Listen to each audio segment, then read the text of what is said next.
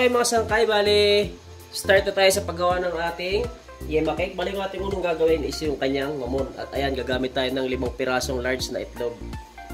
At ihanda rin natin yung ating round pan. Ayan mga sangkay, bali 9 inches po yung ating ginamit na round pan.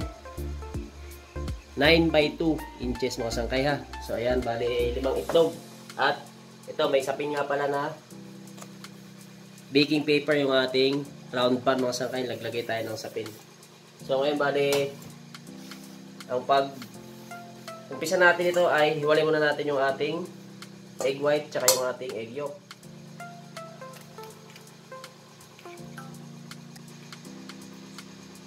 Kailangan meron kayong dalawang lalagyan para sa egg white tsaka egg yolk.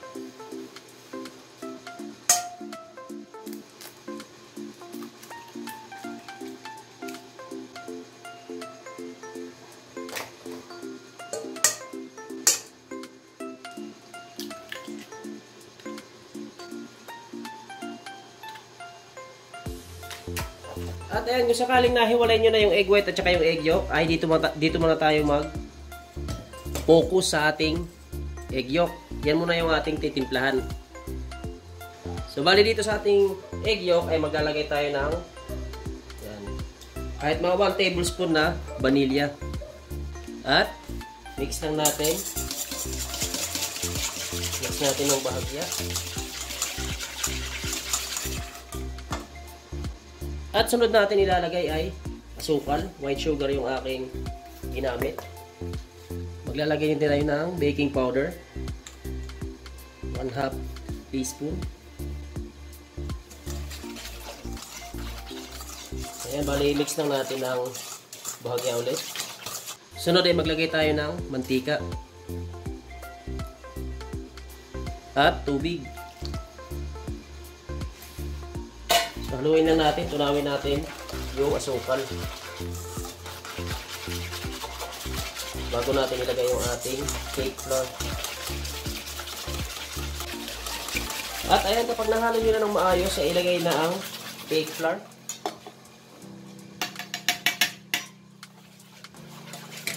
So, bali, i-mix nyo lang ng maayos yung wala nang matitira na buo-buo na hari na mga sangkay. Ang ating pag-mix ng ating ito ang ating unang mixture.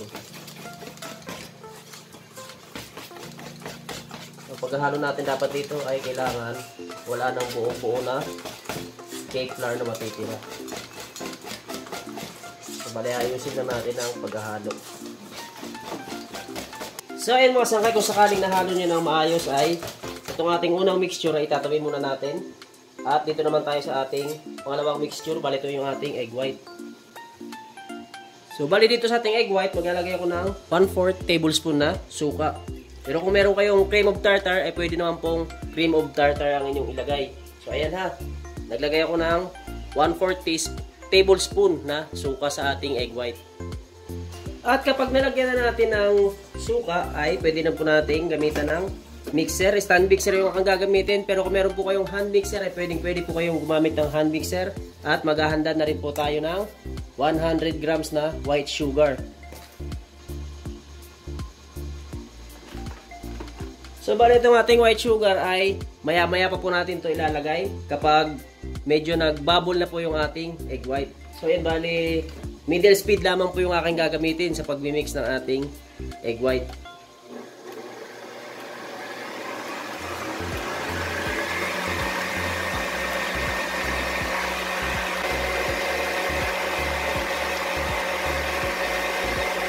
So yung mga sangkay, kung mapapansin nyo, nagbubble na siya. Bali, lilipat mo natin sa low speed yung ating mixer at dahan-dahan natin ilalagay yung ating white sugar. So bali, dahan-dahan lang natin ilalagay yung ating white sugar mga sangkay hanggang sa maubos.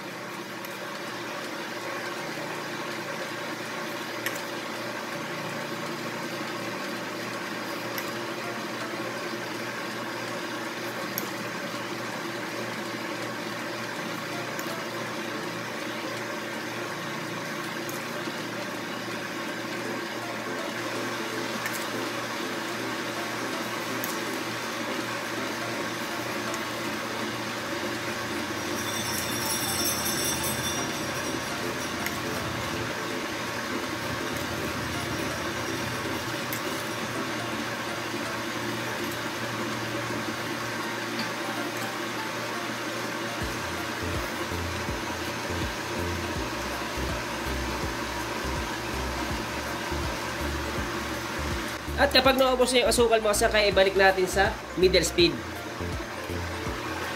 Bale, aantay na lamang po natin mag-steep peak yung ating mirang.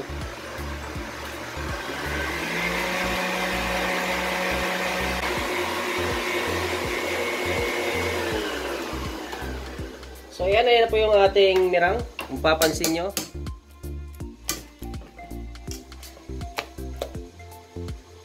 So ganyan siya mga sangkay. Tingnan nyo yung ano niya, yung dulo niya, hindi na siya basa-basa yung muyo ko.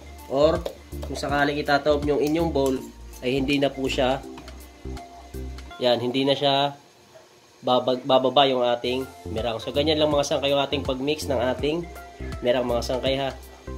At ngayon pagsasamahin na natin yung ating dalawang mixture. So yung ating egg white ilalagay natin dito sa ating egg yolk, yung ating mirang.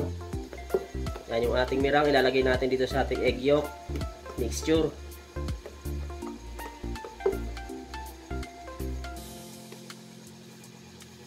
Yan, simutin natin. Yan, sayang. So haluin lang natin ng maayos.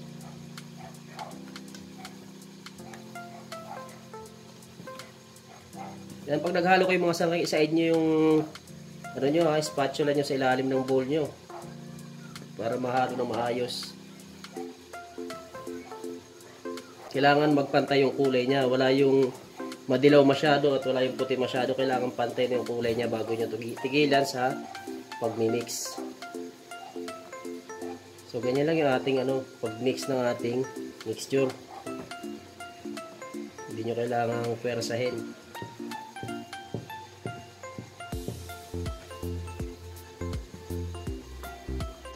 At ayun mga sangkay, kung sakaling nahalo nyo na ng maayos, ay diretso na natin lagay sa ating lanera. Ayan yung ating lanera kanina na linagyan natin ng sapin. So bali buhos lang natin, bali isang lanera lamang to. Nulit ko, gumamit ako ng 9x2 na round pan. Dito sa ating 5 itlog na mixture.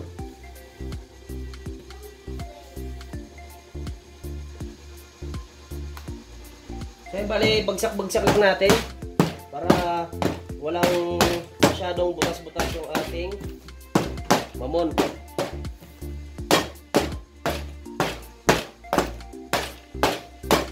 At kapag nagawa nyo na ito mga sangkay, ay pwede nyo na kagad isa lang. Bali, yung init nating oven ay 160 degrees Celsius lamang po at gagamit tayo ng mahinang apoy. So inulit ko, 160 degrees Celsius at gagamit ako ng mahinang apoy. So abangan nyo na lamang po kung ilang minuto natin lulutuin. Okay. 3 minutes mga sangkay na po yung ating mamon. So bali palalamigin muna natin to. At habang pinapalamig natin to ay gagawa na tayo ng ating yema frosting.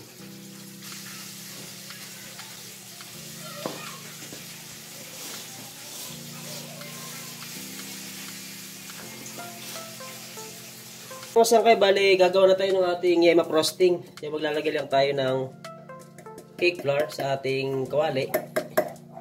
Sunod kong ilalagay ay evap milk. Tunawin muna natin yung ating cake flour na linagay bago natin ilagay yung iba natin sangkap. Para masigurado lang natin na walang buo-buo na cake flour bago pa mabuo yung ating yema frosting. At sunod natin ilalagay ay asukal. White sugar yung aking ginamit. Mag-add na rin tayo ng vanilya. 1 tablespoon. So haluin muna natin. Wala pa pong apoy yan mga sangkay ha. Wala pong apoy yan. At sunod natin ilalagay ay itong ating egg yolk. Egg yolk lang ito mga sangkay. 3 pieces. Isama na natin dito sa ating ayan, bali, mix lang natin bago natin ilagay sa ating kawali. Ayan. Pagka nalagay nyo na sa kawali ay sindihan na natin yung ating lutuan.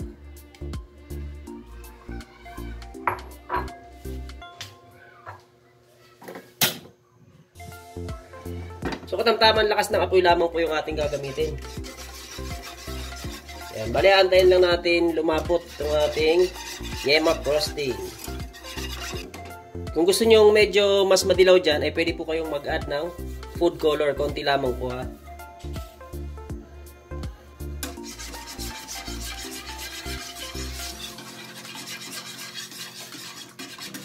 Yan ang ating yema frosting. Mga sangkay, kung mapapansin nyo ay unti-unti nang lumalapot. Bali, palalaputin lang natin to ng bahagya bago natin patayin yung ating apoy sa kalan. Mahinang apoy lamang po yung aking ginamit dito mga sangkay ha, para hindi masunog yung ating niluluto. So yan, kung sakaling ganyan na mga sangkay ang inyong ganyan nakalapot ang inyong yema frosting, pwede na po yan. Dahil maya-maya po ay medyo mas lalapot pa po yan kapag lumamig na or na alis na natin sa init yung ating yema frosting. Yan, patayin na po natin yan at maglagay lang tayo ng 1 tablespoon na butter. So yan, bali tunawin lang natin yung ating butter.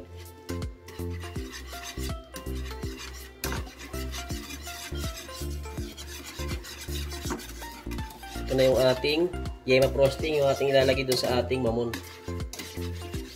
Okay, napakasimple lang ng ating yema cake mga sangkay. Sigurado kung kayang-kaya nyo itong gawin. Pwede nyo itong pagkakitahan mga sangkay. Basta i-costing nyo lamang po kung magkano inyong nagastos. Dahil sa bawat lugar po ay magkakaiba ang presyo ng mga ingredients natin eh.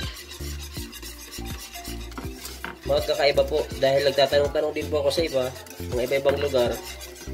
Minsan may mas malaki po yung diferensya. Kaya bago po kayo magbenta, siguraduhin nyo pong nakakwenta po yung lahat ng inyong ginastos.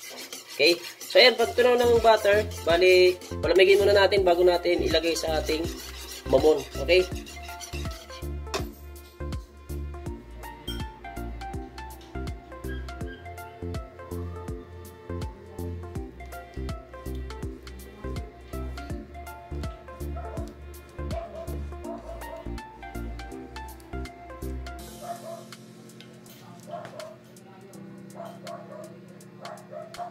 Ayan, bali, lagyan lang natin ng plastic sa ibabaw para hindi mag-dry.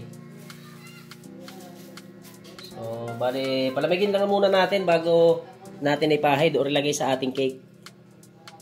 Palamig na yung ating yema frosting. So, ayan, bali, lalagyan na natin yun sa ating mamon. Bali, lalagyan na natin ng frosting yung ating mamon.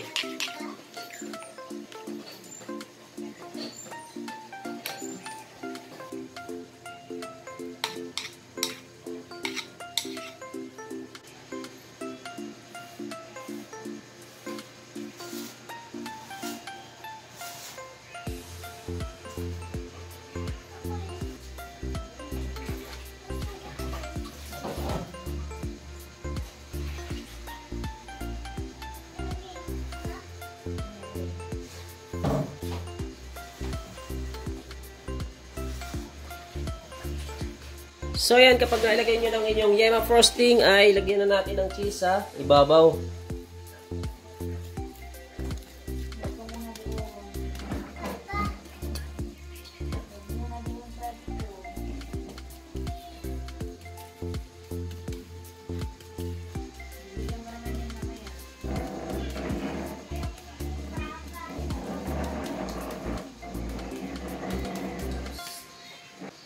At dyan na po nagtatapos yung ating paggawa ng yema cake. So ayun na yung ating yema cake mga sangkay. Kaya pwede na po natin itong lantakan yung ating finished product ng ating yema cake. So sa mga hindi pa nakapag-subscribe mga sangkay ay please subscribe na po. Like at share naman ang video ito. At pindutin mo na ang notification bell para ikaw ay laging updated sa mga upload ko pang mga video.